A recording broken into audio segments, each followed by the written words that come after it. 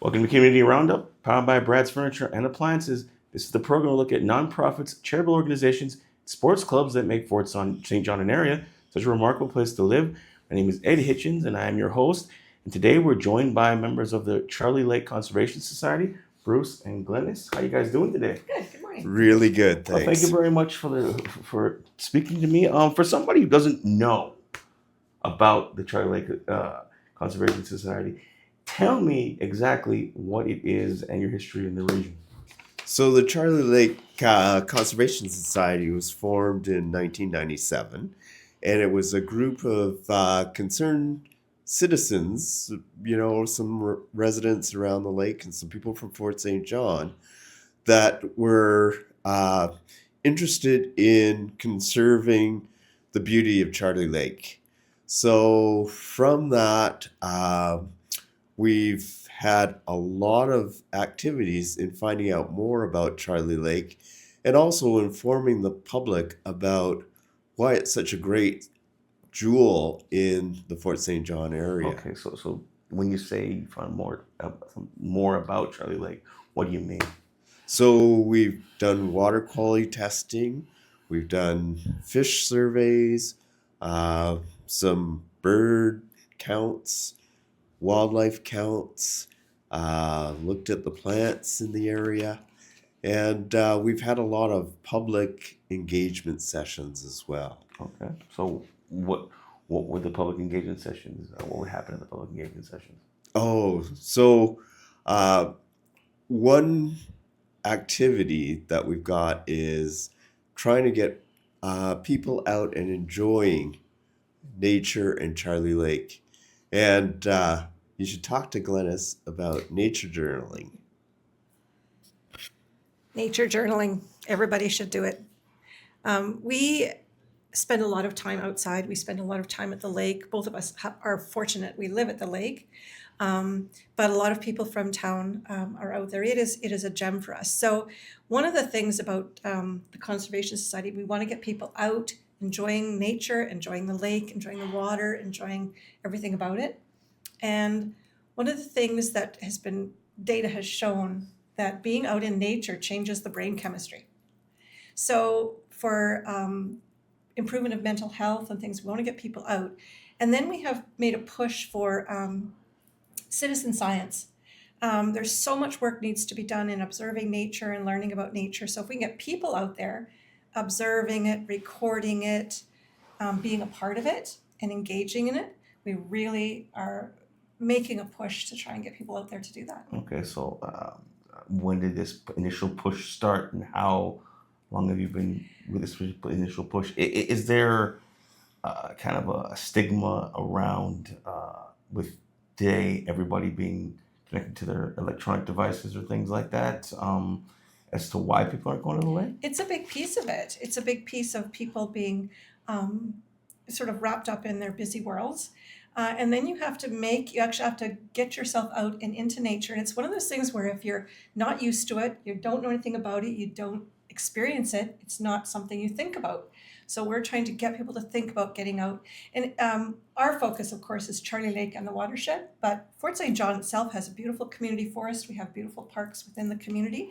So it's all integrated. We just want to get people outside. But Charlie Lake for us is a huge draw. Beaton Provincial Park is a gem that should be enjoyed by everybody. And Charlie Lake Park is on the other side. And then there's who's the park at the south end? The city has a piece of that, and Rotary has a piece of that, the park at the end of the lake. So just being out in nature and around the water makes people more aware of it. And if you're aware of something, you learn to appreciate it, and then you learn to love it and care for it. Okay. So those are kind of So our... there's a genuine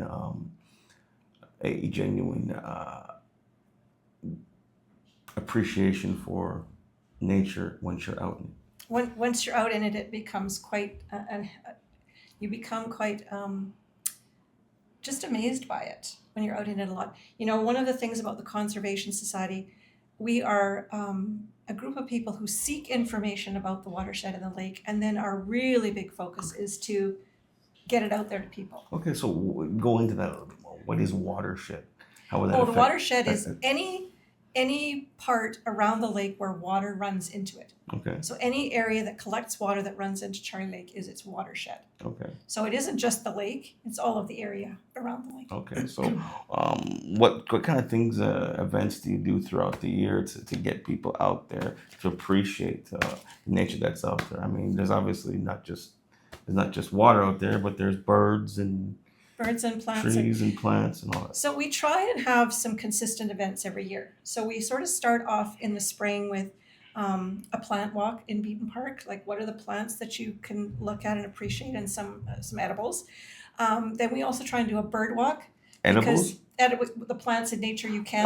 Okay. You may- I was Oh, you may- I kind of got thrown off there for a Yeah. second. Yes, the kinds of plants that you might or might not want to take part in eating.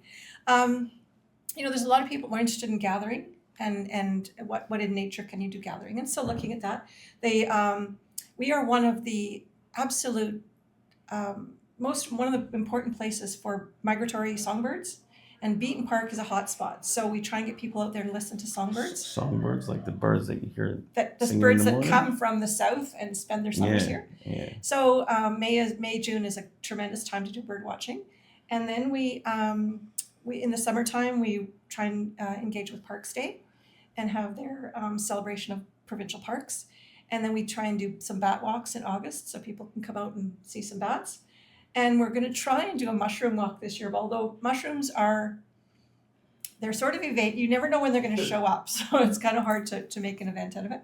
Then we do a couple events usually with the library, in conjunction with the library, and hopefully with the museum. So we try and create partnerships in the community to get the word out and get people out there. Did I forget anything? Well, we do have great partnerships, like Glynnis said. So we recently had an event on identifying stories in the snow. Glynnis put on a presentation, and kids are fascinated with nature. Yeah. And when you get them out there, they are just truly passionate about everything that they see. And adults too catch that enthusiasm. So we really try to share that with our community. And certainly the talks that we've done at the museum and we've done with the Literacy Society, we want to continue doing those things. And we work with some great partners, and BC Parks is a real partner for us. Okay. So somebody who is interested in wanting to contribute or help out with the Conservation Society, how do they go about doing that? Well, we love to have people who are passionate to join our board, and we post information on our Facebook page for the Charlie Lake Conservation Society, and they can contact Glynnis or myself and our president, Nick McConte. So, there's lots of ways people can get involved. Okay, so it's not just about the water and fishes. It's all about lions and tigers and bears. Well, not quite, but That's it. Okay, so what is the connection between the nature and yourselves? Why is nature so important to each one of you? This is a good one for Glynnis. Oh, I don't know. I couldn't live if I couldn't be outside. Every day, there's something new. It's never the same.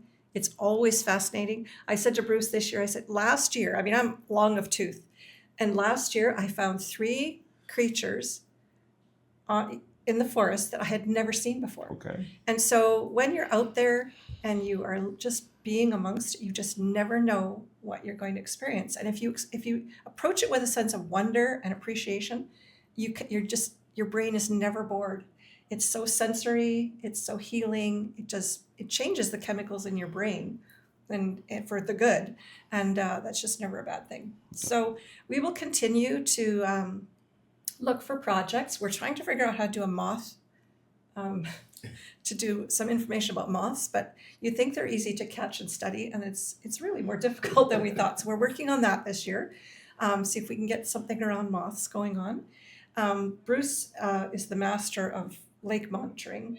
So he's always out there just checking on the routine quality, water quality, oxygen, temperature.